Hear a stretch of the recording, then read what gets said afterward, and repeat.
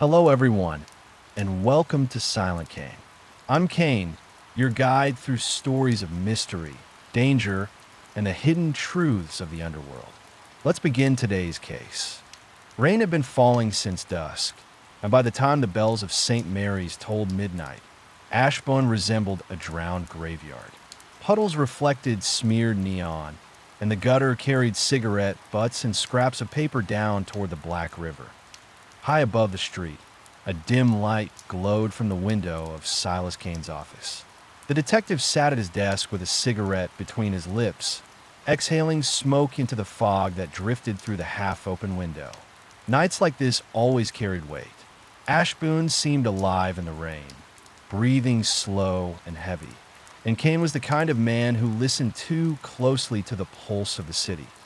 Kane was lean, hard-edged, with the pale skin of a man who lived more among shadows than daylight. His reputation preceded him in the city's alleys and parlors alike. A detective who noticed what others ignored, who could turn a smudge of ash or a nervous glance into a story no one wanted told. It was said he saw the world in angles and patterns, as though every crime was a riddle waiting to be unwrapped. To those who hired him, he was a savior. To those who feared him, he was a predator. He wasn't looking for trouble that night. Trouble came knocking all the same. The rap on the office door came at 12:03. Sharp, insistent, like the hand behind it had nowhere else to go.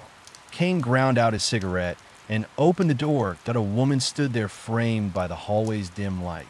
Tall, wrapped in a velvet coat wet from the rain. Her hair was dark, her eyes the color of smoke, restless but controlled.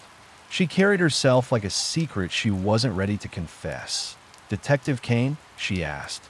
Her voice was calm, too calm, as if discipline alone kept it from trembling. Kane stepped aside without a word. She entered, filling the room with the faint scent of jasmine. Removing her gloves with slow precision, she laid them across his desk as though setting down a piece of evidence. "My name is Evelyn Harrow," she said. "My brother has been murdered." Kane studied her. No tears marked her face. No crack broke her voice. What he saw instead was grief bound tightly by steel, the kind that held a person upright long after they should have collapsed. "People are murdered every night in this city," he said evenly. "What makes your brother different?" Her gaze sharpened. "Because the police are wrong. They've written it off as a robbery gone wrong, but I know it wasn't. He was killed inside the crypt of St. Ignatius Cathedral." That earned Kane's full attention. St. Ignatius was older than the city itself, its underground vaults rarely disturbed except by those with business among the dead, or among the living who thrived in the dark. "Tell me everything," Kane said. She told the story with the precision of someone who had repeated it in her head a dozen times already. Her brother, Marcus Harrow, had been a historian at the Ashburne Museum, brilliant, obsessive, and recently consumed by an ancient legend. He believed a forbidden manuscript, known as the Black Testament, lay hidden beneath St. Ignatius, a relic that had eluded scholars for centuries.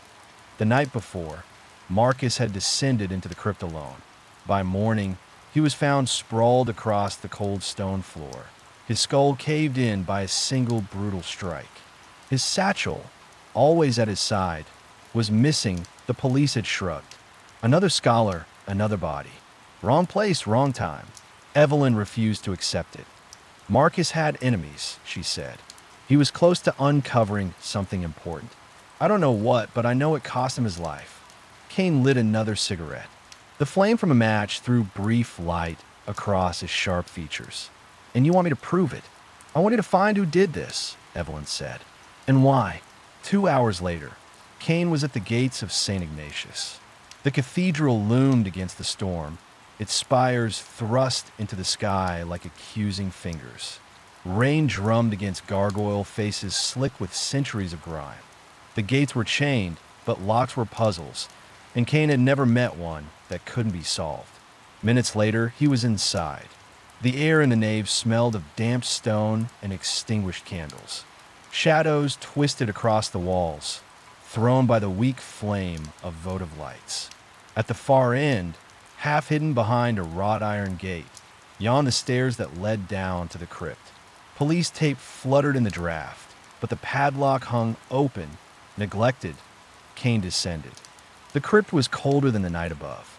Rows of tombs stretched into darkness. Dust hung heavy. At the center of the chamber lay the chalk outline of Marcus Harrow, the stone around it stained by dry blood. Kane crouched low, eyes sweeping across the scene. The blood spatter was concentrated, not wild. Evidence of one clean blow, precise and deliberate. Not the act of a panicked thief, but of someone who knew what he wanted. Drag marks told another story. The body had been moved 3 feet after death, shifted deliberately beneath a cracked arch in the ceiling. And there, caught between the stones, Kane found a scrap of ancient parchment. Torn, faded, written in Latin. Just 2 words remained legible. Maledictum secreti. Curse to the consecrated, he pocketed it. His expression unreadable. The sound of a shoe-scuffing stone broke the silence. Kane rose, revolver in hand, but a tall figure detached itself from the shadows. A coat hanging heavy around broad shoulders, a brimmed hat concealing most of his face. His voice, when he spoke, was gravel. "You shouldn't be here, Kane." The detective's eyes narrowed. "You know my name. Saves me an introduction. Care to return the courtesy." The man stepped closer. His boots cracked bone, dust underfoot. Kane leveled a gun. "That's close enough." But the figure lunged. Kane fired once. The bullet sparked off stone. When the smoke cleared, the intruder was gone, swallowed by darkness. Only silence remained, punctuated by the drip of water from the ceiling. Kane lowered the revolver, but stayed tense. Whoever that man was, he hadn't come to kill him. If he had, Kane would already be a corpse. The thought was no comfort. His mind assembled the fragments. Marcus Harrow, a historian obsessed with a manuscript that should not exist. A murder staged in ritual precision. A killer who knew Kane's name. A fragment of vellum speaking of curses. This was no robbery. This was theater. And Kane had just walked onto the stage. T-dawn. When Kane returned to his office, Evelyn Harrow was waiting. She hadn't slept. Her hands wrapped tightly around a teacup gone cold. Her eyes rimmed red, but defiant. "Well," she asked.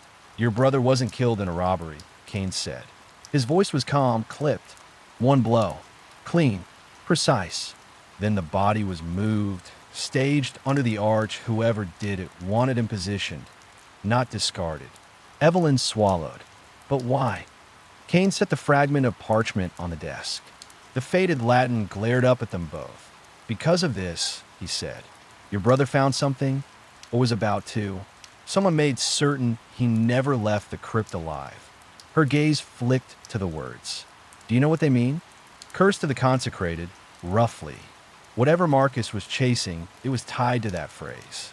And to the Black Testament." Her composure faltered at last. Fear cracked through her mask of control. "Detective, if Marcus was right, if that manuscript is real, then none of us are safe." Her words lingered in the smoke-filled room long after she spoke them. And Kane, silent, knew in his bones that she wasn't telling him everything. In Ashburne, no one ever did. Morning in Ashburne arrived reluctantly, dragging a pale gray light across the skyline. The city was never clean in daylight. It simply showed its scars more clearly. Rainwater clung to the streets, reflecting twisted shapes of neon signs that had gone dark only an hour earlier. For Silas Kane, mornings brought no relief. They were simply another stage for the night's shadows to play upon. He had spent what was left of the night studying the fragment of parchment.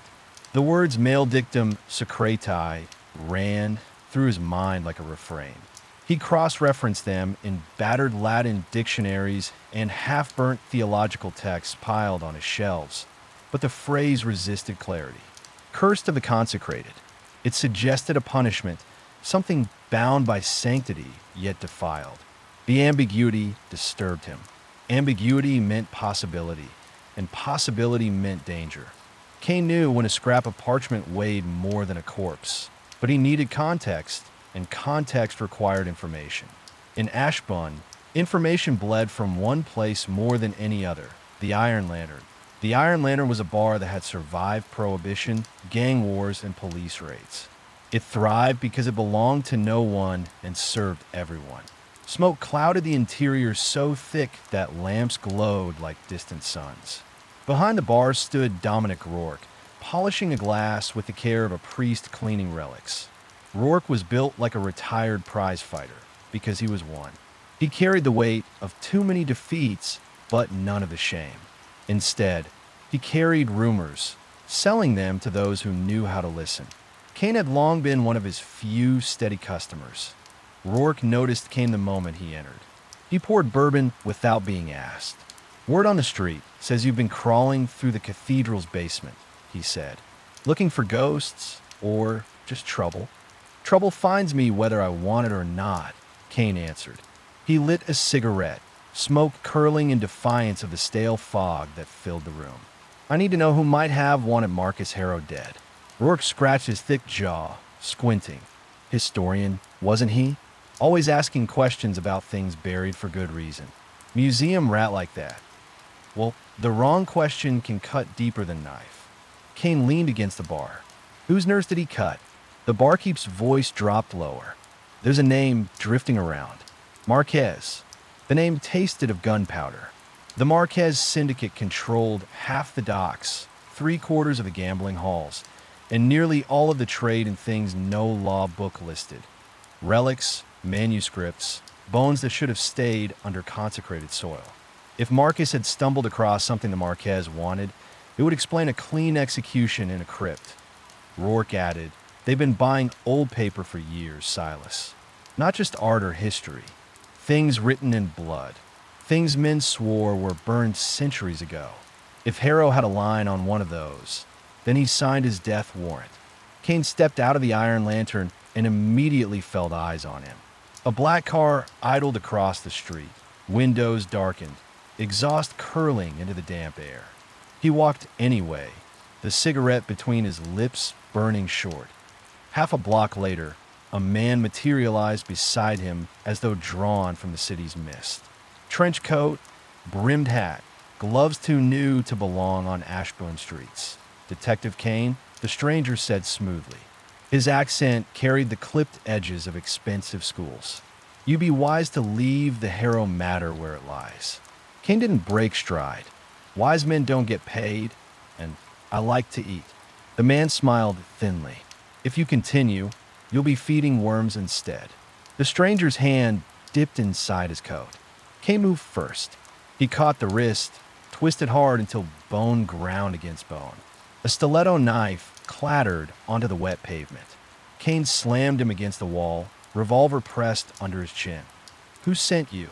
Kane's voice was iron. The man spat blood, lips curling in defiance. "It's not Marquez you should fear. It's the curse." Headlights flared suddenly. The black car roared forward. Kane threw himself sideways as the engine howled past. When he looked up, the trench-coated man was gone, swallowed into Ashbourne's labyrinth. The knife had vanished too. Kane pocketed the cigarette, but still burning between his fingers. The city had answered his question. Yes, he was being watched. That be why late afternoon, Evelyn Harrow appeared at Kane's office again. She looked different now. Less composed, more frayed, the storm of grief breaking through.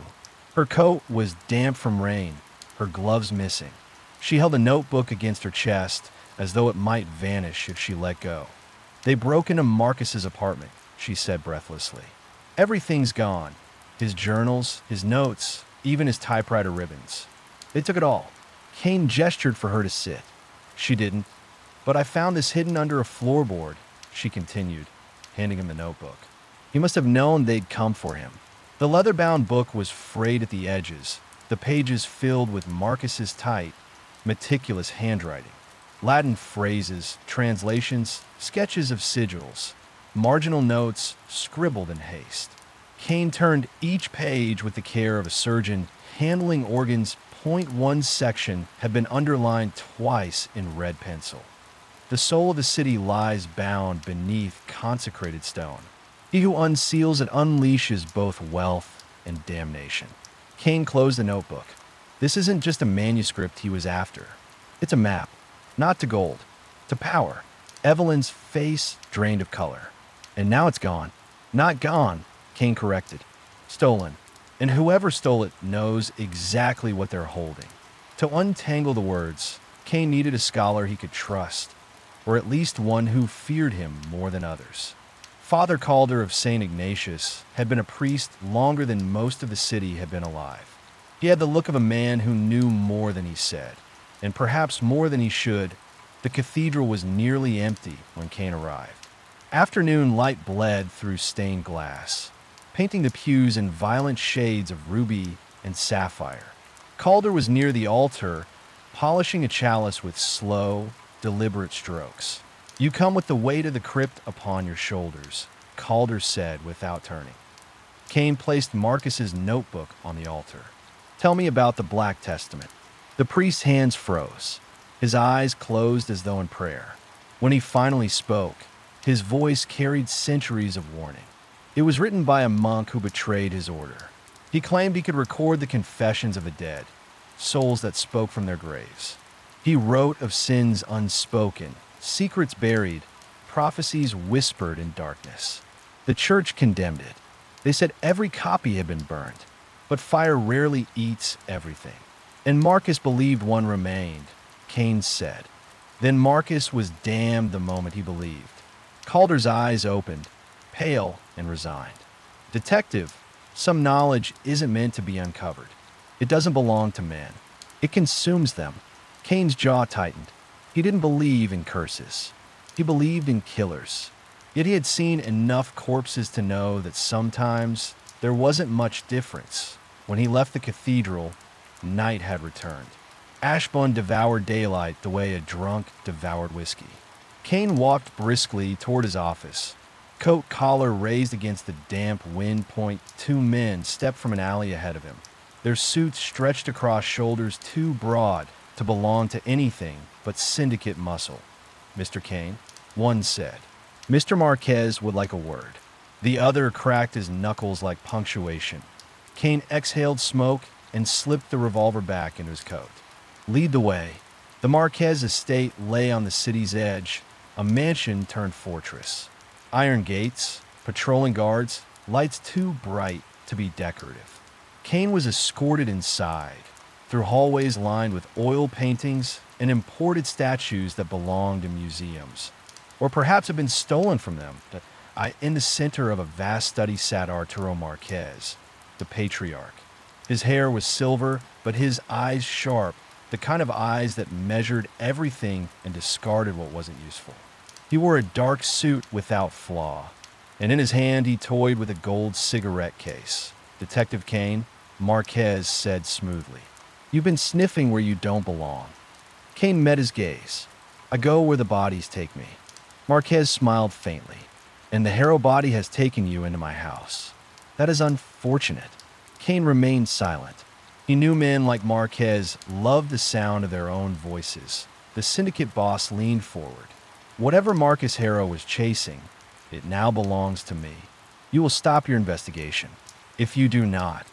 He gestured with the cigarette case, as though conducting an orchestra of violence. "Then Ashburne will bury you deeper than any crypt." Kane lit a cigarette of his own. The flame briefly illuminated the steel in his eyes. "If you already have what you want, then why am I still breathing?"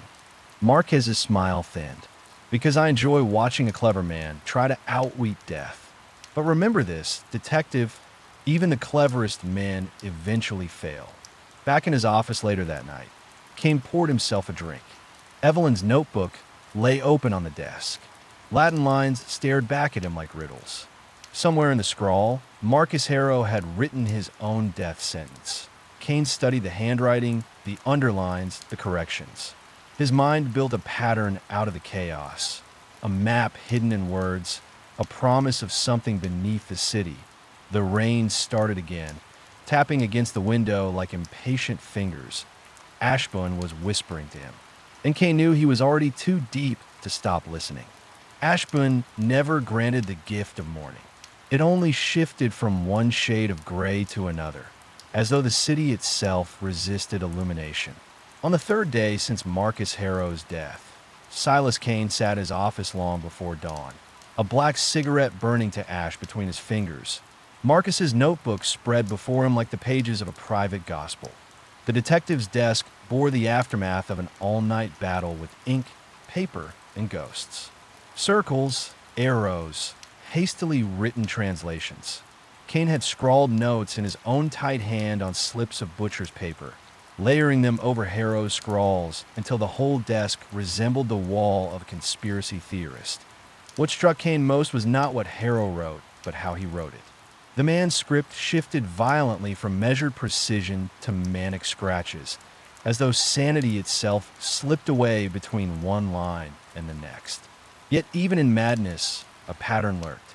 Kane could smell it the way a wolf smells prey. Through undergrowth, one phrase dominated the margins: Custodes Noctis. Harrow underlined it, circled it, repeated it across pages. The Keepers of the Night. Kane leaned closer, letting the lamplight carve hard shadows across his gaunt face. "Who were you afraid of?" "Harrow," he muttered. Another detail caught his attention. Coordinates disguised as Latin verse. Lines that, when stripped of their poetic veil, referred to parish records, burial schedules, forgotten city maps. Kane drew a slow line with his pencil. Harrow had been piecing together Ashburne's underworld not as metaphor, but as geography. A necropolis slumbered beneath the city. The soil under Harrow's fingernails in the autopsy, dark clay not found in the cathedral, now made cruel sense. Kane closed the book gently, as if it might bite. He knew what it meant. Harrow had found an entrance, and someone had made certain he wouldn't share it. The bell above his office door rattled later that morning. Frank Mallory stepped in without knocking, shoulders hunched inside his threadbare overcoat. The police detective looked like a man who wrestled with bottles more often than criminals, but Kane knew his instincts were sharp when sobriety allowed. Mallory tossed a manila envelope onto the desk. "You didn't get this from me." Kane slid it open. The autopsy confirmed what his instincts already whispered. Harrow had been murdered with surgical precision, a single stab through the heart. No hesitation, no wasted motion. Professional, clean work, Kane murmured. Mallory grunted. "Cleaner than our crime scene boys." They found dirt under Harrow's nails. Not from the cathedral floor. Fresh clay, damp. Kane's eyes narrowed. "Grave soil. Your words, not mine." Mallory lit a cigarette, exhaled in a weary sigh. "Look, Kane, I'm sticking my neck out. If the brass finds out I slipped you this, I'm finished. But I know the look in your eyes. You've already buried yourself in this case." Kane said nothing. Mallory's words didn't need an answer to be why noon. Kane was pushing open the door to Lorna Vex Antiquaria, a shop sandwiched between a pawnbroker and a boarded-up tailor's on Vermilion Street. The bell above the door chimed a note too sweet for a place that reeked of dust, incense, and secrets. Shelves towered with relics both authentic and forged, skulls carved from onyx, chalices tarnished by centuries, parchment rolled tight like the bones of saints. In the half-light, the place looked less like a shop and more like a reliquary for things civilization had wisely discarded. Lorna herself emerged from behind a curtain, velvet gown clinging to her like a whispered sin. Her hair was the shade of spilled wine, her smile sharp enough to draw blood. "Well, if it isn't Silas Kane. You usually knock before dark, not before breakfast. What corpse drags you from bed this time?" Kane placed Harrow's notebook on the glass counter. "Ever heard of the Black Testament?" Her eyes flicked down, widened, then narrowed. The levity drained from her face. She didn't touch the notebook. "Who whispered that name into your ear?" "A dead man." She circled the counter like a predator. "You should burn this. Salt the ashes. Men have killed for less." "Men kill for whiskey and dice," Kane replied. "That doesn't make the whiskey cursed." She leaned close, perfume thick with sandalwood. "This is older than dice, older than whiskey. The Testament isn't a book, it's a wound." Some say it was written in a monastery that worshipped silence and blood. Others say it's nothing but fevered dreams bound in leather. But every time it surfaces, death follows. Cultists, crime lords, scholars, they all believe it carries the final words of the damned. Kane's expression remained stone. And you? Her laugh was brittle. I believe in profit, and in staying alive long enough to enjoy it. That night, Kane returned to his office. The city outside throbbed with neon and rain. His mind still echoed with Lorna's warnings, but the detective didn't frighten easy. He'd survived too many alleys, too many double crosses, to quake at whispers of curses. Still, something gnawed at him. The notebook on his desk no longer looked like paper and ink. It looked like bait. The thought proved prophetic. The office light flickered, then died. Darkness swallowed the room. Kane's instincts roared alive.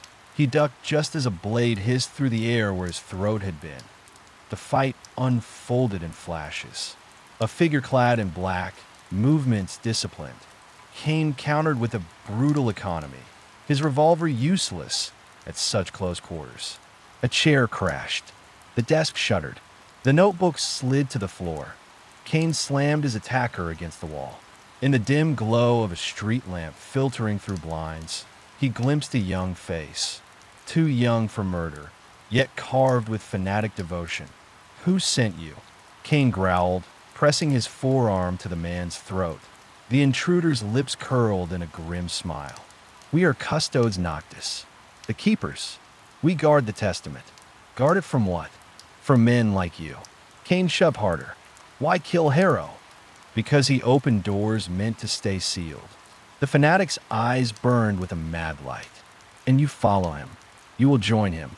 Before Kane could wrench more words, the man bit down. A crack, a hiss, and a sickly stench of almonds filled the air. His body convulsed once, then went limp.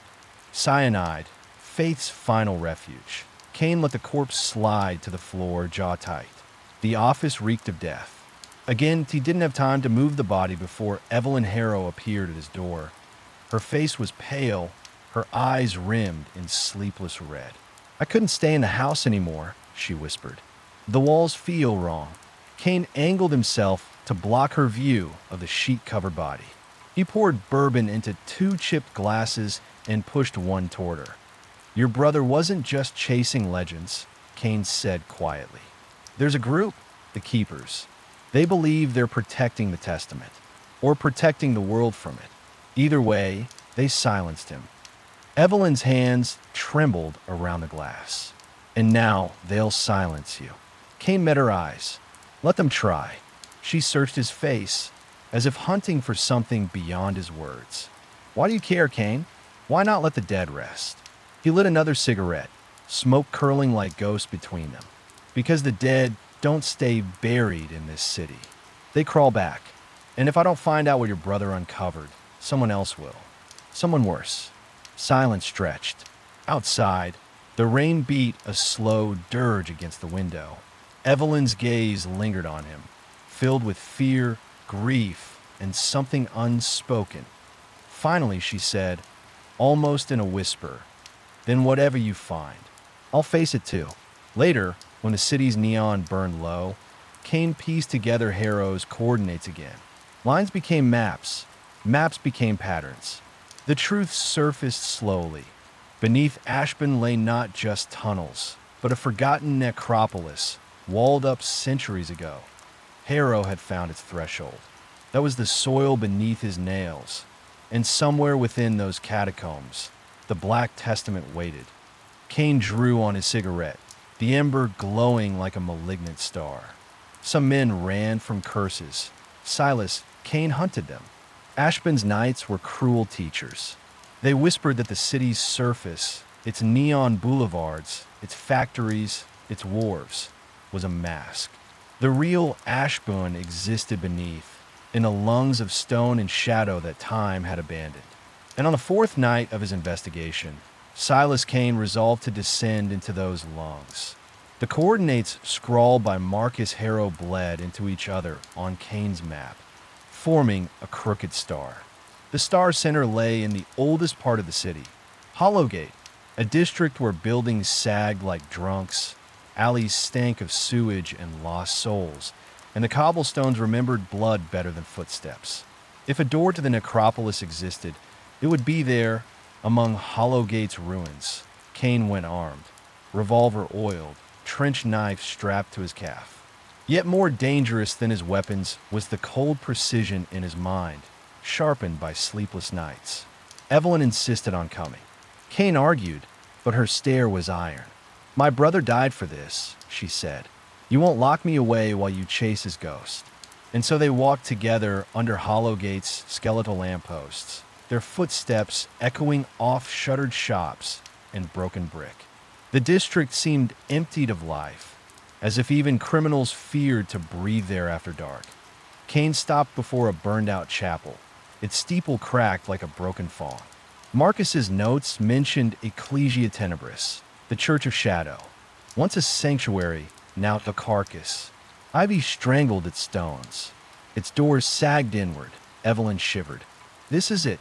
Kane touched the wall, fingers tracing mortar damp with rot. "This is where your brother's trail ends." Inside, dust and moonlight ruled. Pews lay overturned. Stained glass had collapsed in jagged fragments. On the altar, Kane's flashlight revealed Latin inscriptions eaten by mildew. "Read it," Evelyn whispered. Kane crouched, eyes narrowing. "In tenebris veritas. Truth lies in darkness." He tapped the floor with his boot. A hollow thud answered. Moments later, he'd pried, loosed the stone slab, revealing a staircase spiraling into the earth. The air that rose from below was colder than death, carrying the smell of clay and secrets too old for daylight. The descent devoured them. Step by step, the light from above shrank to a pinprick, then vanished. Kane's flashlight carved a narrow tunnel through darkness thick as oil. Rats skittered across bones half buried in the dirt. The stairs ended at a corridor of carved stone, its arches older than Ashburne itself. Kane's mind cataloged details. The tool marks too crude for Victorian masons, the symbols etched into the walls. Half Latin, half something far older. "This isn't just a crypt," Kane muttered. "It's a city of the dead." Evelyn's voice quavered. "Marcus was down here, not for long." Kane's eyes studied the ground. His beam caught footprints, some fresher than others. The cult had been here recently. They followed the prints deeper until the corridor yawned into a vast chamber. Hundreds of niches honeycombed the walls, each holding skeletal remains swaddled in rotting shrouds. Candle stubs, still fresh, dripped wax on a stone, and at the chamber's heart, a black iron lectern. Its surface bore scratches like claw marks. Chains dangled from its sides that Evelyn's breath caught. The testament. The lectern was empty, but Kane's instinct screamed. He crouched, studying the dust. An imprint lingered, the outline of a heavy tome, recently removed. "Too late," he growled. The sound of movement cut through the silence. Kane's revolver was out before Evelyn could gasp. Shadows detached from the walls. Figures in black robes, faces hidden by bone-white masks. Custodes noctis, one step forward, voice echoing unnaturally in the chamber. "You trespass where blood has spoken. Leave, or join the ones who never leave." Kane raised his light. The cultist flinched, mask gleaming.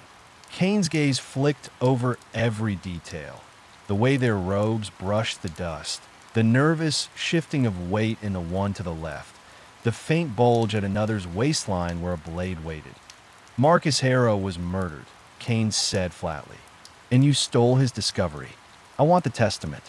Laughter rippled among the robed figures. The leader tilted his head. "The testament is not stolen. It returns to its keepers. The book is not for men of law or greed. It is a covenant written in shadow." "Then why kill Harrow?" Kane demanded. "Because he read words not meant for his eyes."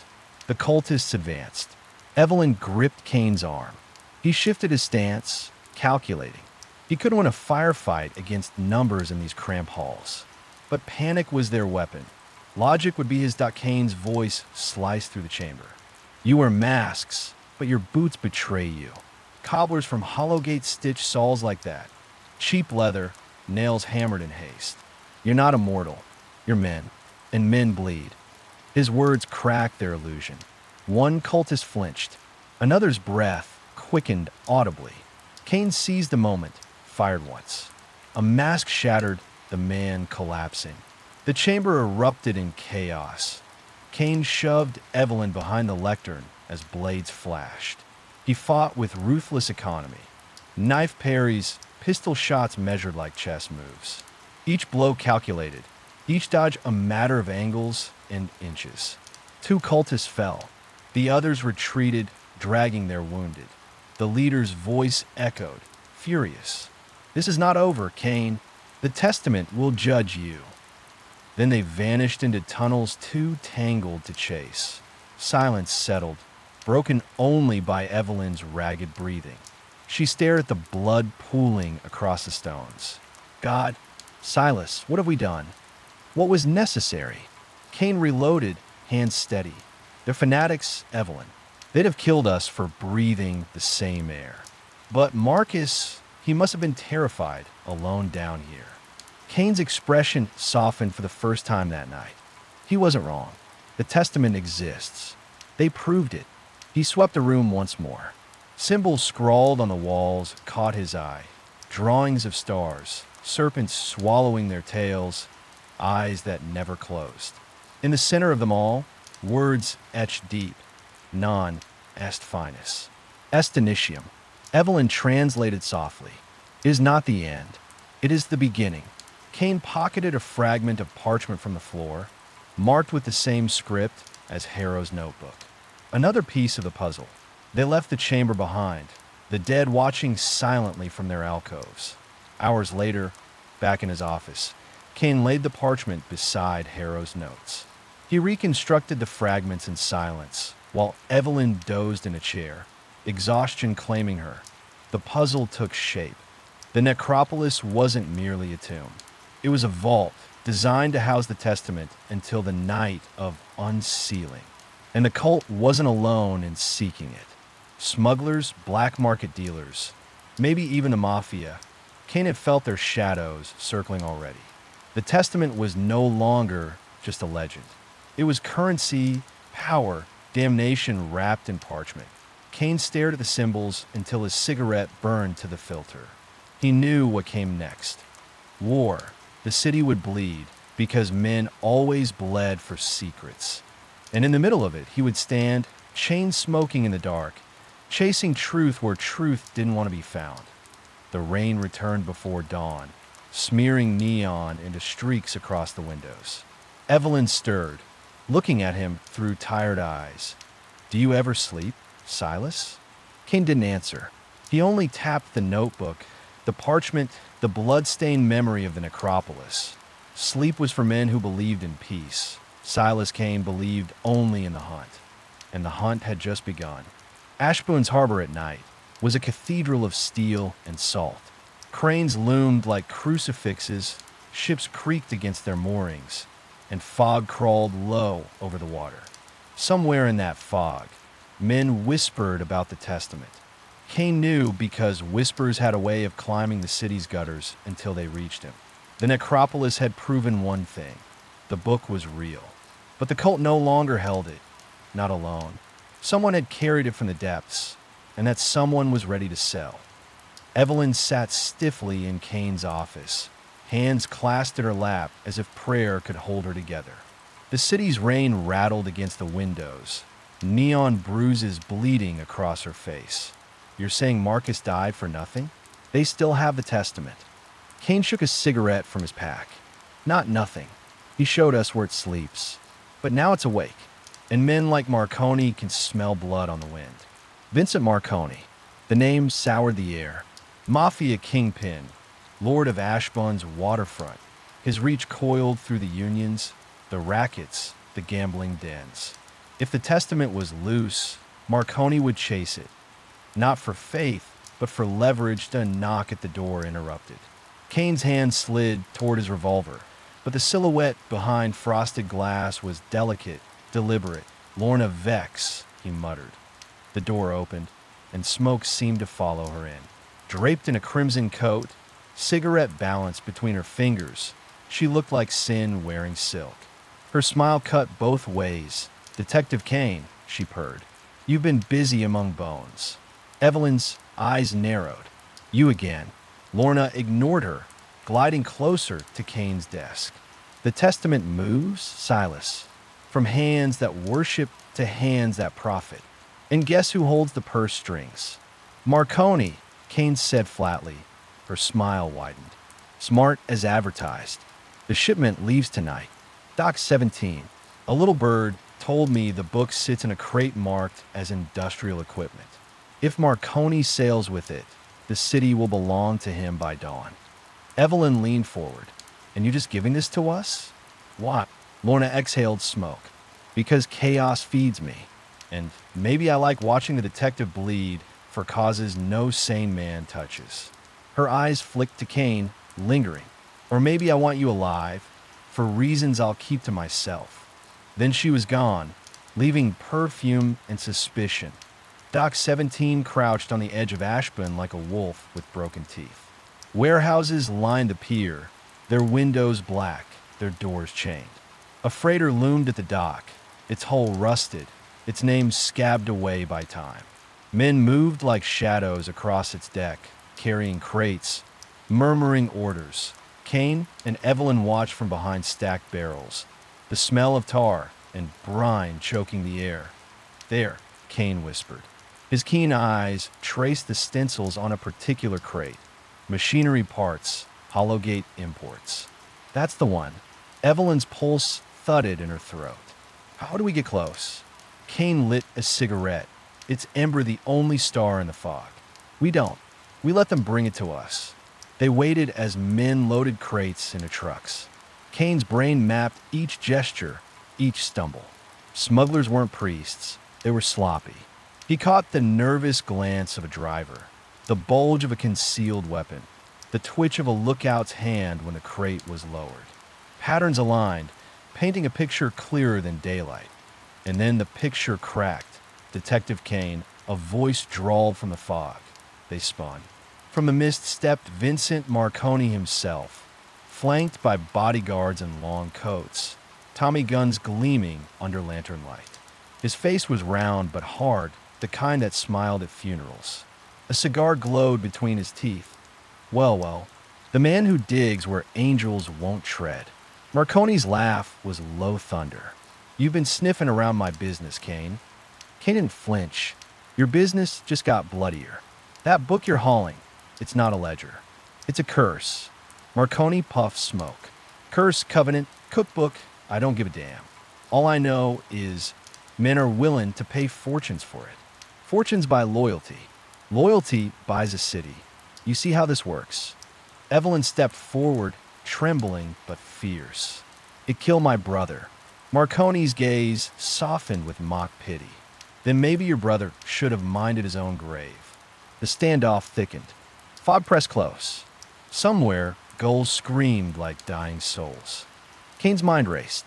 Numbers. For guards visible, likely more in the shadows. Weapons. At least 3 Tommy guns, 2 pistols. Terrain. Barrels for cover, pier narrow, water black and deep. The equation was unwinnable head dash on it as he broke it sideways. "Funny thing," Kane said calmly, "about that crate. You think it holds the testament. But the cult that guarded it, Custodes Noctis, they don't lose their treasures so easy. You're moving bait, Marconi, and you don't even smell the hook." As if on cue, a chant rose from the shadows of the warehouses. Figures in bone masks surged forward, blades flashing. The cult had come. Gunfire erupted, thunder shattering the harbor. Marconi's men fired at the robed figures, who moved like wraiths through the fog. Bullets sparked off crates. Screams bled into the night. Kane seized Evelyn's wrist. "Move!" They darted between cover as chaos consumed the pier. Cultists clashed with gangsters, blood painting the planks. Kane fired precise shots, dropping threats with surgical aim. The cursed crate toppled in the melee, crashing open. Wood splintered. Inside lay a black-bound tome, chains still locked around it, its pages whispering as if wind itself turned them. Even from yards away, Kane felt its gravity, the testament that a cultist lunged for it. Kane shot him down. Another bodyguard grabbed it, only to have his throat cut by masked steel. The book slid across the boards, stopping at Kane's feet that he stared. Centuries of shadow glared back from that leather cover. He could smell old blood, hear whispers threading into his skull. Silas. Evelyn's cry snapped him back. The Tommy gun roared. Kane dove, clutching the testament, rolling behind barrels as bullets chewed wood. He shoved the book into Evelyn's hands. Run. She froze. What about run? His voice was iron. She fled into the fog, clutching damnation to her chest. Kane rose, revolver barking, cutting down two men. Marconi bellowed orders. Cultists shrieked incantations. The harbor became hell. Kane moved through it like a shadow given flesh. Every motion precise, inevitable, but numbers tell their truth. A blow to his ribs, a blade grazing his arm. He staggered, blood warm under his coat. He fought on until the sirens wailed. Police floodlights split the night. Voices shouted. The chaos scattered. Cultists melting into fog. Gangsters retreating to trucks. Marconi himself vanished into smoke. Kane leaned against a piling, blood dripping, chest heaving. He watched Evelyn's silhouette vanish with the testament into the maze of Ashburne's alleys. And for the first time in years, fear touched him. Not fear of death. He had made his peace with death long ago, but fear of what Evelyn might become. Clutching that book, listening to its whispers in the dark, by dawn. The harbor was cordoned with police tape. Bodies lay under tarps. Reporters barked questions, none of which Kane answered. In the solitude of his office hours later, he poured whiskey into a chipped glass, his hand trembling only slightly. Smoke curled around him. The testament existed. It was loose in the city. Marconi would come for it. Custodes Noctis would bleed for it. And Evelyn Harrow carried it into the labyrinth, where even Kane's mind could not follow every turn. Ashburne was about to drown in blood. And Kane, bleeding, chain-smoking, heart heavy with unspoken dread, knew he was already too deep to climb back to the light. The hunt had become a war, and in wars, no one walked away clean. Ashburne had always simmered, a city of smoke and whispers, but now it burned. Not with flames, not yet, but with hunger. Word of the testament had leaked. Someone had whispered in the right ear, bribed the right hand, sold the right rumor. And now the relic was no longer a secret confined to gangsters and cultists. It was a prize dangled in front of every jackal with teeth sharp enough to bite. The streets pulsed with tension. Bouncers at clubs carried heavier guns. The paper boys hawking late editions had black eyes, beaten for scraps of gossip. Police sirens wailed, not in pursuit of justice, but in retreat, fleeing neighborhoods that had already surrendered to chaos. Ashburne had smelled blood, and the city was feeding. Silas Kane limped through it, coat collar raised against the wet wind. His body was still tender from the fight in Marconi's tower. Stitches pulled with every step. His ribs ached like cracked bells. But the pain was a companion now, reminding him he was still alive, still moving. He needed that reminder. Evelyn Harrow was gone, vanished into the noise of the city with the testament under her arm. And Kane knew she wasn't just running. Something in her had shifted that night on the rooftop. The way her pupils had dilated, the way her voice had trembled when she spoke of whispers only she could hear. Evelyn wasn't escaping with the book. The book was escaping with her. He started at her apartment. The door hung loose on its hinges, forced open from the inside, not by brute strength, but by a delicate hand with time and care. Evelyn hadn't been chased. She had walked out willingly. Kane knelt by the doorframe. A faint smear of graphite. No, not graphite. Charcoal.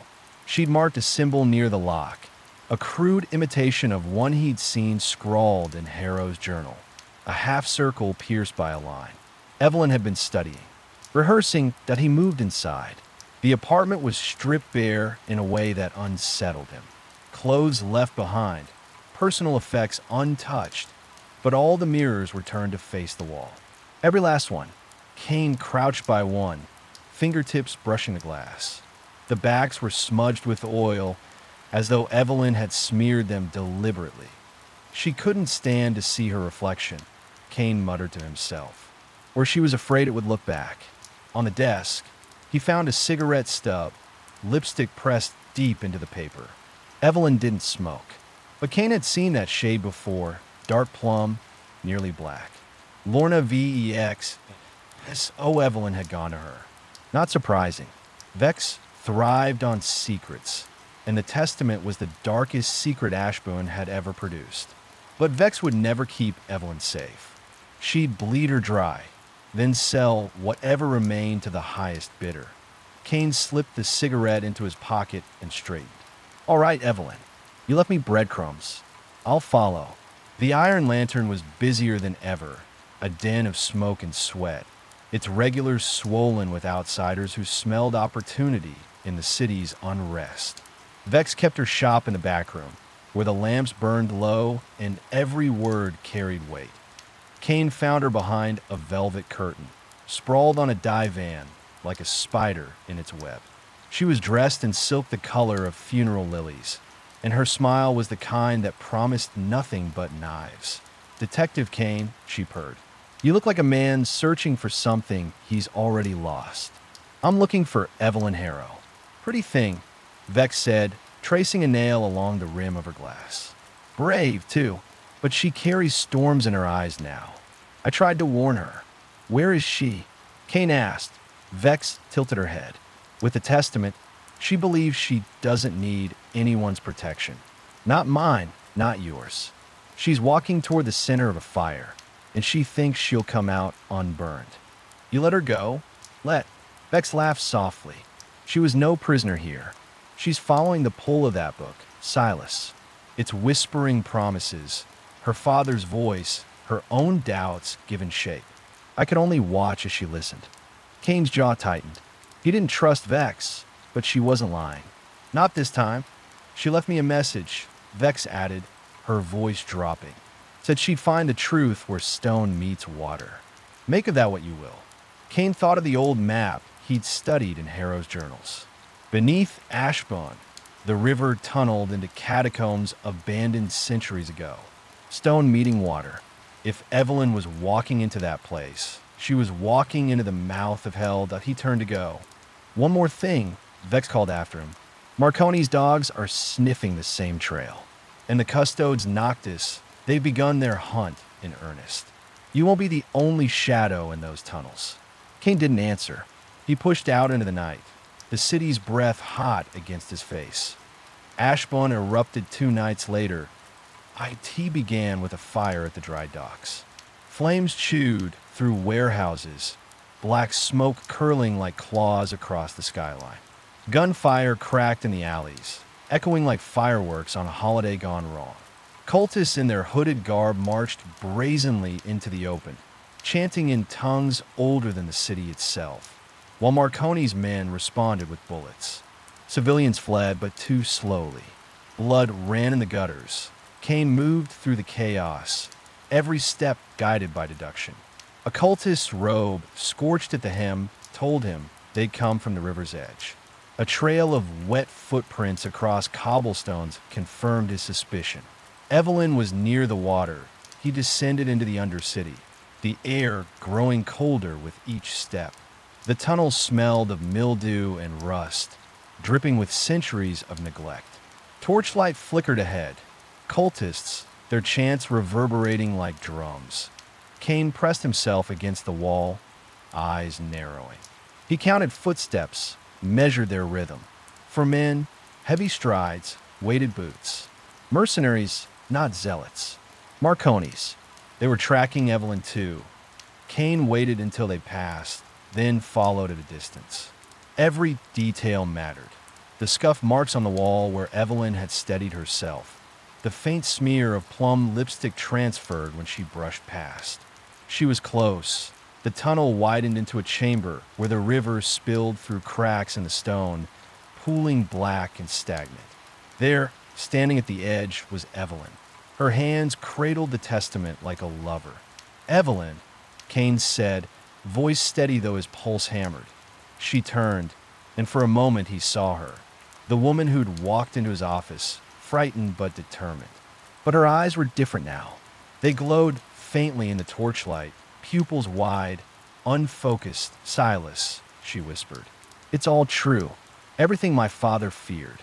The book, it knows me. It shows me things, truths I never dared to imagine." "It's lying to you," Kane said. "It feeds on what you want most. That's how it traps you. You don't understand." Her voice cracked. "It's not lies. It's clarity. For the first time in my life, I see the world as it is." Behind her, the mercenaries emerged, guns raised. From another tunnel, the custodes Noctis appeared, hoods drawn, blades glinting. The chamber became a crucible. Three forces converging: mafia, cult, and the woman clutching the testament like her own heart. That Kane's mind raced. Too many enemies, too little time. But he saw details others didn't. The cultists' robes were damp to the knee. They'd crossed the river. Their blades were ceremonial, not practical. The mercenaries' rifles gleamed with oil, barrels hot. They'd fired recently, ammunition low. Everyone was stretched thin that he stepped forward, hand brushing the revolver at his side. "Listen to me," Kane said, voice cutting through the chaos. "You all want the book, but the book doesn't want you. It's using you to crawl back into the light. Look at her. You think she's holding it? No, it's holding her. For a heartbeat." The factions hesitated, their certainty shaken. Evelyn clutched the testament tighter, confusion flickering in her expression, and then the first shot rang out. The chamber exploded into violence. Bullets ricocheted off stone. Cultists screamed prayers as they fell. Mercenaries fired blind into the dark. Evelyn staggered back toward the river's edge, the testament glowing faintly in her hands. Kane dove through the smoke, closing the distance. His revolver barked twice, dropping two mercenaries. A cultist lunged at him with a blade. Kane sidestepped, driving the man into the water where the current dragged him under. He reached Evelyn, grasping her wrist. "Drop it," he shouted. Her eyes burned with something unearthly. "I can't. It won't let me." The testament's pages fluttered in an invisible wind, ink shimmering like fresh blood. Kane could feel it even through her grip, the pull of something ancient, corrosive, demanding. He tightened his hold, dragging her back from the edge. "Fight it, Evelyn. You're stronger than this." For a moment, he thought she might listen. Her fingers loosened, but then a cultist screamed, lunging with his blade aimed straight at Kane. Evelyn moved faster than reason. She shoved Kane aside, clutching the testament as she stumbled into the black water. The river swallowed her whole. Kane staggered to the edge, breath torn from his lungs. He stared into the darkness, but the current carried her away, testament and all. The cultists shrieked in despair. The mercenaries cursed and retreated.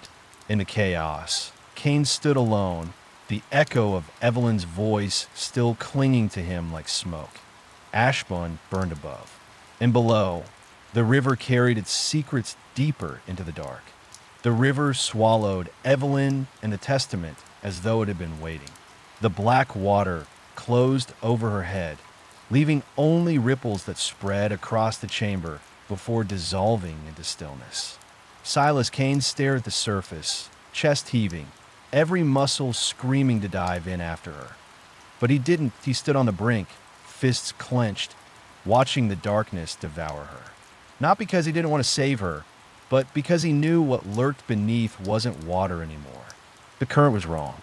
It churned without movement, as if something alive writhed in its depths.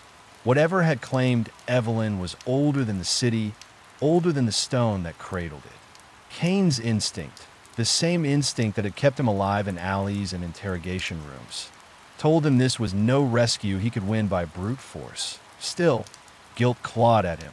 "She trusted me," he whispered into the void, "and I let her drown." The chamber behind him still reeked of smoke and blood. The mercenaries had fled, the cultists scattered, but the silence was temporary. Both factions would regroup. The Testament hadn't disappeared. It had only gone deeper. Evelyn was now its vessel, and Silas Kane, against every shred of common sense, knew he had to follow. Above ground, Ashburne reeled. The fire at the docks had spread to the adjoining warehouses. Sirens wailed, fire brigades too few and too late. Citizens boarded their doors, while opportunists prowled the chaos, looting what remained. In smoky bars, rumors spread faster than the flames. That a relic had awakened, that a woman had been seen walking into the river with eyes that burned like lanterns. Kane limped through it all, coat heavy with damp, ribs aching with every step. His face was set, unreadable, though the weight of his failure pressed like a chain around his neck. He returned to his office not for rest, but for tools. The revolver was cleaned and reloaded. A hunting knife sheathed against his ankle. But most importantly, the journals of Professor Harrow. The old man's cramped handwriting carried warnings Kane could no longer ignore. He flipped to a page marked with charcoal. If the testament is read aloud beneath running water, the gate may stir. Another note, underlined twice, never alone. The book isolates the vessel, makes them pliable. They will believe they act freely, but it is the testaments will guiding them. Kane closed the journal, jaw tightening. Evelyn wasn't just lost. She was being hollowed out piece by piece. And if Harrow had been right, the entire city might soon become a door for something that should never enter. He looked at the photograph still pinned above his desk. Evelyn and her father, long before any of this. She looked younger, unburdened, smiling in a way Kane had never seen in person. That smile was gone. Maybe forever, but maybe not. Kane grabbed his coat, slipped the knife into place, and walked out into the night. The catacombs beneath Ashburne weren't mapped in any official records. They predated the city itself, carved by hands long since turned to dust. Some said smugglers had expanded them, others that cultists had used them for centuries. All Kane knew was that Evelyn had gone deeper, and the only way forward was to follow. He didn't walk blindly. Every step was calculated, eyes scanning for signs. A scuff mark on stone told him she'd stumbled. A fragment of silk snagged on a rusted pipe confirmed her path. And here, at the corner where water pooled, faint footprints turned inward, as though she'd been drawn, not walking of her own will. Kane lit a match, cupping it against the damp air. The flames sputtered, revealing carvings etched into the wall. Circles within circles, intersecting lines, marks that had appeared in Harrow's notes. The cult hadn't made these. They were older, part of the city's bones. Stone meets water, Kane murmured. You found it, Evelyn. But what did it find in you? The match died, and he pressed on in the dark. He wasn't the only hunter. From ahead came the faint scrape of boots. Kane slipped into shadow, watching as 3 figures moved through the tunnel. Marconi's men, rifles at the ready. Their faces were drawn tight, eyes darting like rats trapped in a maze. One muttered a prayer, though his partner mocked him for it. They're not soldiers, Kane thought. They're bait. Sure enough, a shriek tore through the tunnel moments later. Not human, something that echoed like water rushing backward. The mercenaries opened fire, muzzle flashes strobing against the walls. When the smoke cleared, only 2 men remained, dragging their fallen comrade deeper into the dark. Kane followed at a distance, silent as breath. Whatever hunted them was hunting Evelyn too, and Kane needed to see it before it saw him. Hours passed, or maybe minutes. Time unraveled in the tunnels. Kane's mind sharpened into pure function.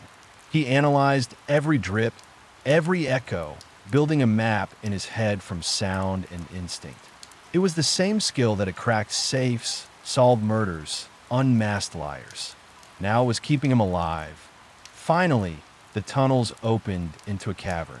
Stalactites dripped overhead, their shadows jagged like fangs.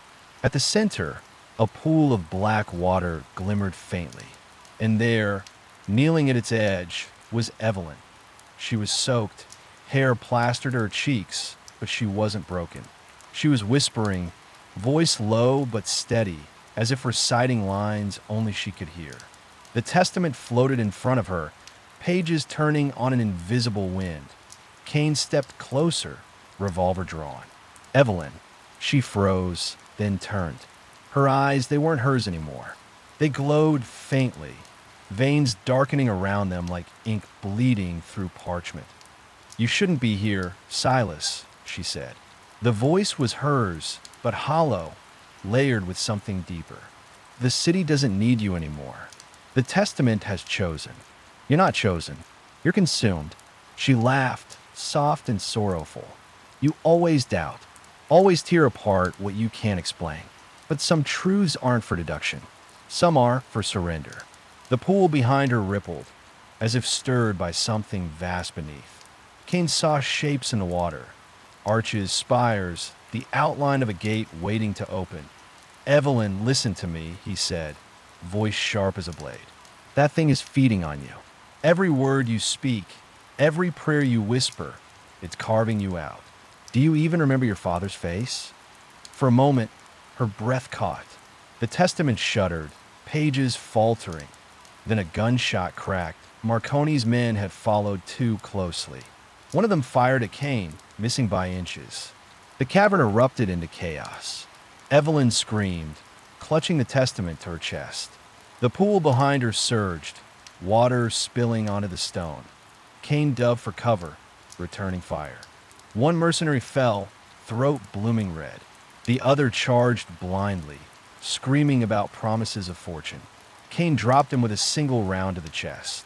When he looked back, Evelyn was standing at the pool's edge, arms outstretched, the testament glowing brighter than ever. "They can't stop it," she whispered. "You can't stop it." Her reflection in the water twisted.